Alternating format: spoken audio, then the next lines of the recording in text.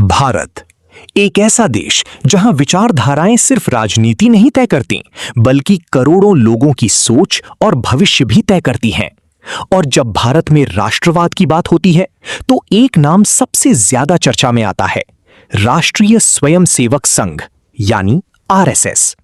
कुछ लोग इसे भारत की संस्कृति का रक्षक मानते हैं, तो कुछ इसे सबसे विवादित संगठनों में गिनते हैं। लेकिन आखिर आरएसएस की शुरुआत कैसे हुई? क्या था इसका असली उद्देश्य?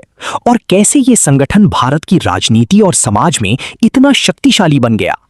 आज की इस डॉक्यूमेंट्री में हम जानेंगे आरएसएस की पूरी कहानी 1925 से लेकर आज तक। आप देख रहे हैं अक्षय औरैया 79.official। साल 1925 भारत अंग्रेजों की गुलामी में था। देश में आजादी की लड़ाई तेज हो रही थी, लेकिन इसी बीच समाज में धार्मिक और सामाजिक विभाजन भी बढ़ रहे थे। इसी समय नागपुर के एक डॉक्टर ने एक नए संगठन की नींव रखी। उनका नाम था केशव बालीराम हेडगेवार। हेडगेवार का मानना था कि भारत को सिर्फ राजनीतिक आजादी नहीं, बल्कि सांस्कृतिक एकता की भी जरूरत है। 27 सितंबर 1925 को विजयादशमी के दिन आरएसएस की स्थापना हुई।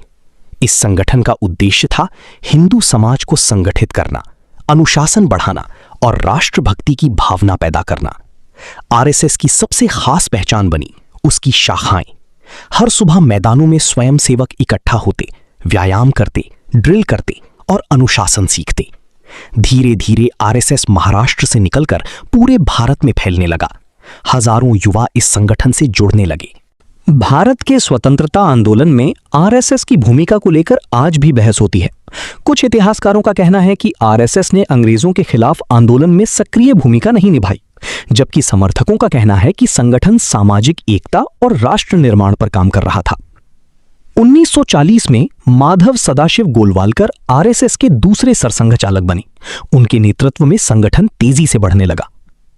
30 जनवरी 1948 पूरे देश को हिला देने वाली घटना हुई।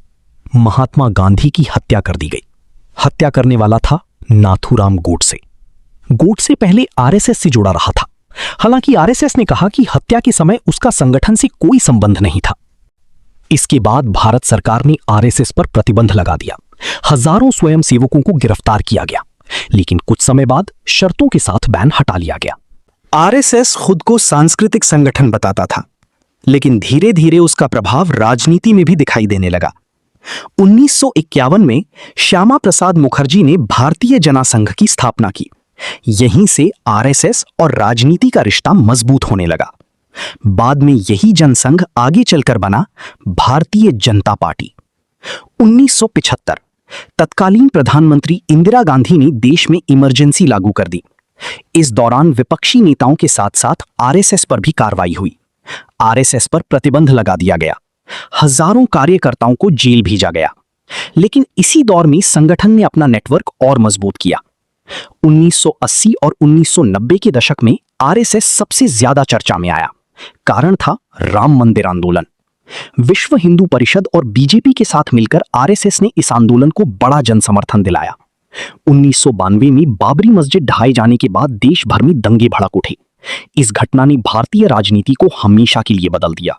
समय के साथ बीजेपी भारत की सबसे बड़ी राजनीतिक ताकत बनकर उभरी। 2014 में नरेंद्र मोदी के नेतृत्व में बीजेपी ने ऐतिहासिक जीत हासिल की। मोदी खुद भी आरएसएस पृष्ठभूमि से आते हैं। आज भारत की राजनीति में आरएसएस का प्रभाव पहले से कहीं ज्यादा दिखाई देता है। आरएसएस सिर्फ राजनीति तक सीमित नहीं है, ये शिक्षा, सेवा कार्य और राहत अभियानों में भी सक्रिय रहता है। बाढ़, भूकंप और महामारी जैसे संकटों में आरएसएस स्वयंसेवक मदद करते दिखाई देते हैं। लेकिन आलोचक संगठन पर धार्मिक ध्रुवीकरण और कट्टर राष्ट्रवाद को बढ़ावा देने के आरोप भी लगाते हैं। आरएसएस इन आरोपों को खारिज करता है।